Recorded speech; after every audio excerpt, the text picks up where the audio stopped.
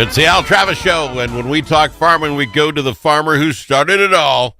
Jerry Groskreutz, 45 years in the farm, fourth generation. These guys have been there, done that.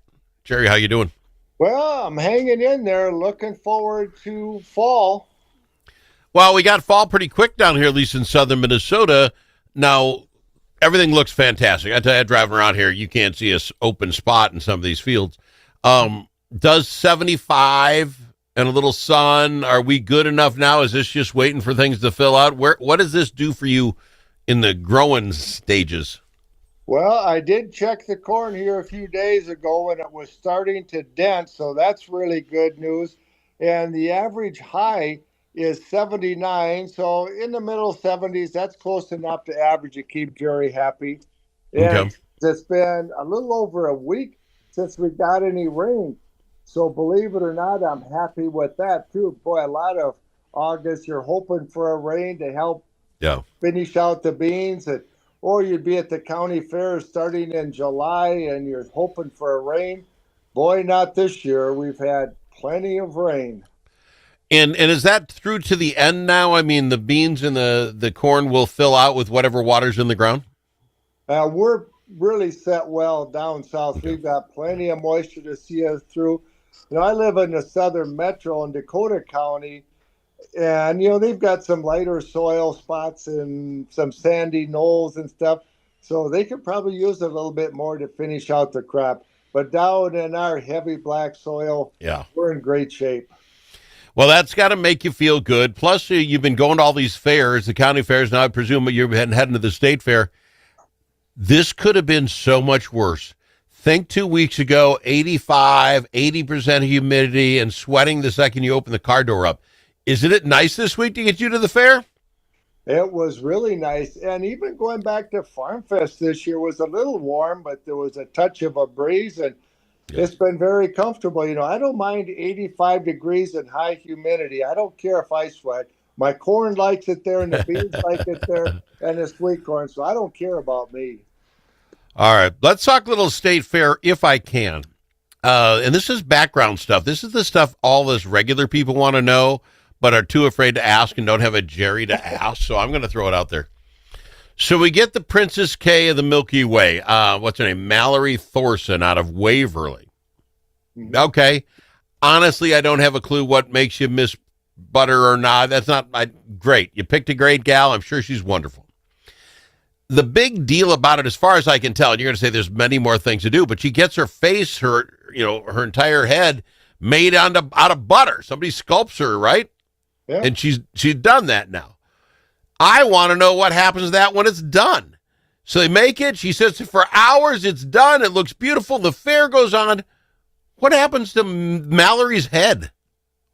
The Her likeness carved from that 90-pound block of butter stays in the cooler in the dairy building the entire 10 days of the Minnesota State Fair. Yep.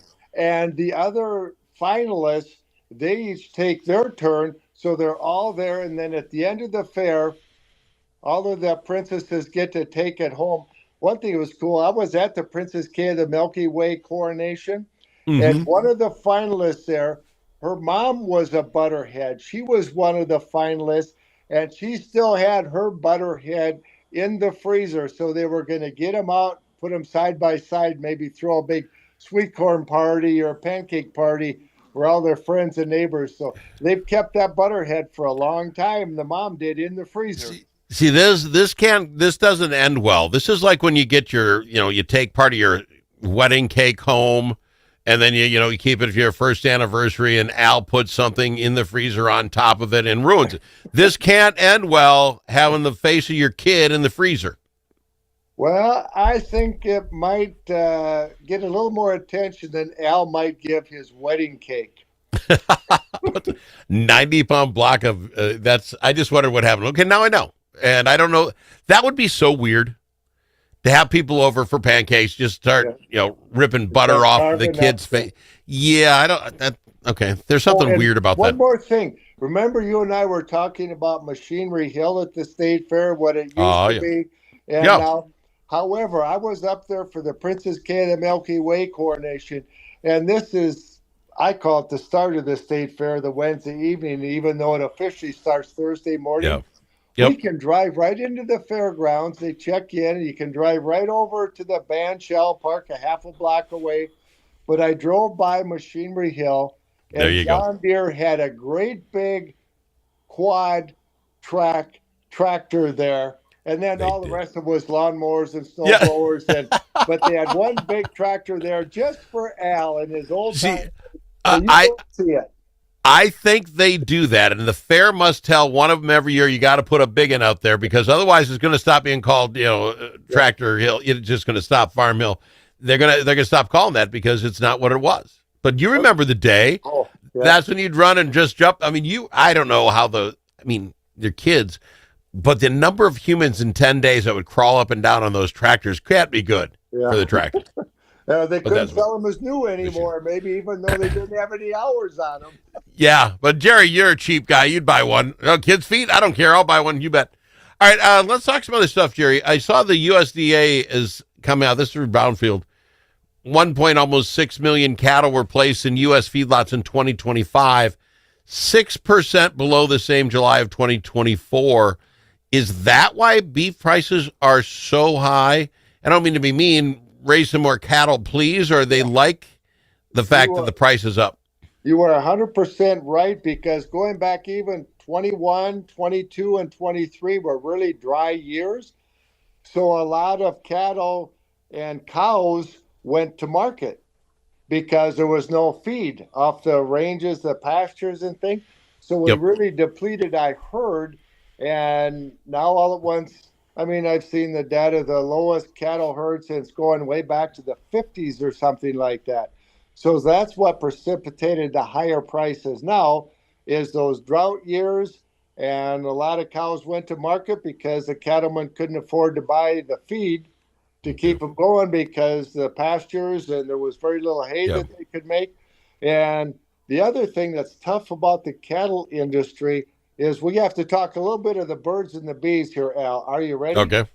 Yep. I'm listening. It takes a lot longer to build up a cattle herd than it does a swine herd or a poultry herd Sure. because it takes the gestation period is 9 months and then it's 2 years almost before, even if it's a heifer calf, can then have a calf. So it takes a long time to build up the herd compared to the swine herd, the pigs, Oh, or the other species. I hear what you're saying. I watch a ton of Yellowstone. You know the other problem is they out there just wander away. You don't know fences out there in the big ranches, and they're just wandering off. Yeah. Another problem. I don't know too much about that. I've raised cattle. You got to watch Yellowstone. They just have them on the huge prairie, and they just wander away and go do their thing. That's what happens. I saw it. Yeah, It must be true. It's on TV, Jerry. Yep, it has to be just like the internet. Everything you read on the internet. We got to go to, wow, I'm running late already. We got to go to break. When we come back, evidently they're all proud of the amount of kids and the quality of kids they auctioned off at the fair. Oh. I didn't know it was happening. We'll talk about that after this on the Al Travis Show.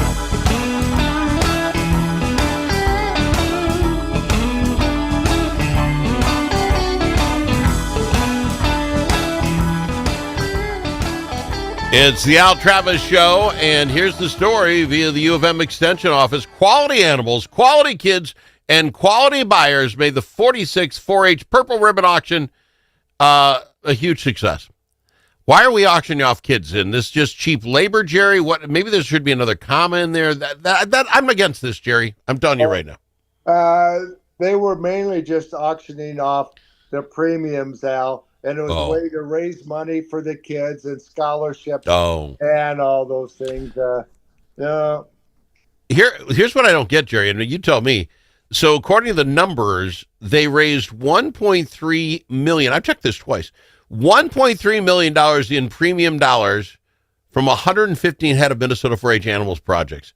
115 projects brought in $1.3 million. You flipping kidding me? Well, the kids that had, for example, the grand champion beef animal, the grand champion goat, they don't get all that money. Some of it goes into the foundation that then goes to support the 4-H kids and the other programs. but it's a great fundraiser. A great share of it goes to the kids so they can reinvest in their livestock projects, build their herds, and a lot of that goes for scholarships too then for the kids, because these are typically older kids, although not always.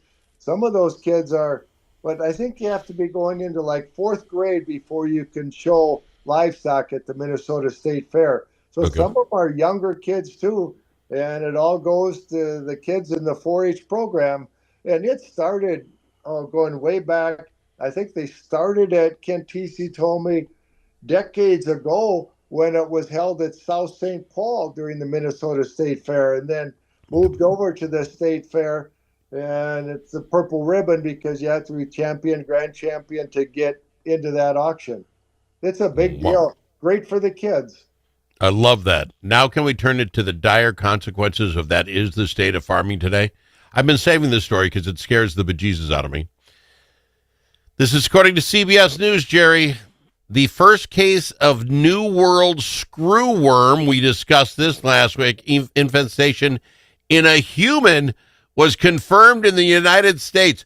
It's here, people. This is crazy. This is zombie apocalypse kind of stuff.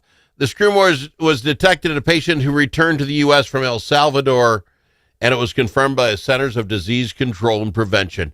I don't know. Does a cross and a silver bullet do it with this beast? What do you do with the screwworm? Well, let's not overreact. Take a deep breath, Al. Take a deep This breath. guy's got it. He brought it into the country. He brought it right in on a plane. Let's just say Jerry was flying in from El Salvador on whatever flight that was. You're not checking for mealworms or screwworms right now? I'd be laying in a tub of bleach, man. Well, first, it was going back. It was here in the like 30s and 40s, and it was officially eradicated in the 60s. And I was right. You know how they did it? These flies of the screwworm only mate once a year, and the USDA was able to figure out how to release sterile male flies so that they weren't reproducing, and they were able to eradicate it. And they had it way down in Central America. And apparently maybe they gave up. Well, this is under, we got this under control. Don't worry about it. And now it's coming back. So I did read that the USDA is ramping up their facility for making more sterile males to help get this under control. And the only way you could get it, Al, is if you had like an open wound and one of those flies laid in eggs. I don't trust that at all. I don't trust you people at all. You're trying to tamp this down. I tell you, to talk about that, the veterinary building at the State Fair does a lot of animal operations. Mm-hmm. I'll bet you can watch those little vasectomies being done on the screw fly. That would be interesting to watch a vet doing that. That would be strange. That would really be strange. So I think this is mainly something that the cattlemen have to watch, keeping a close eye on their cattle to see if there's any open wound or something. But you're missing it, Jerry. This was a human being. He was flying on a plane from where was it? El Salvador. El Salvador. You're looking at a guy who's got a little cut on his cheek, and you're seeing something moving in there. I don't know.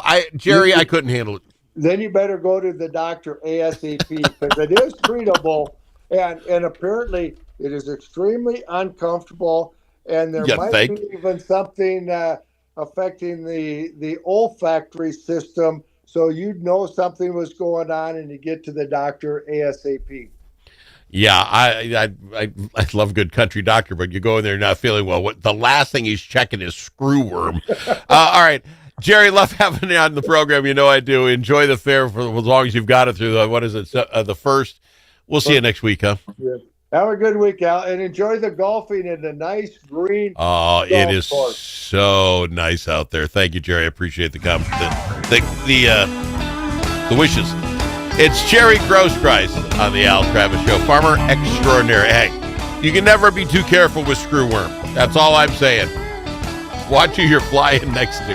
We'll be back after this with more.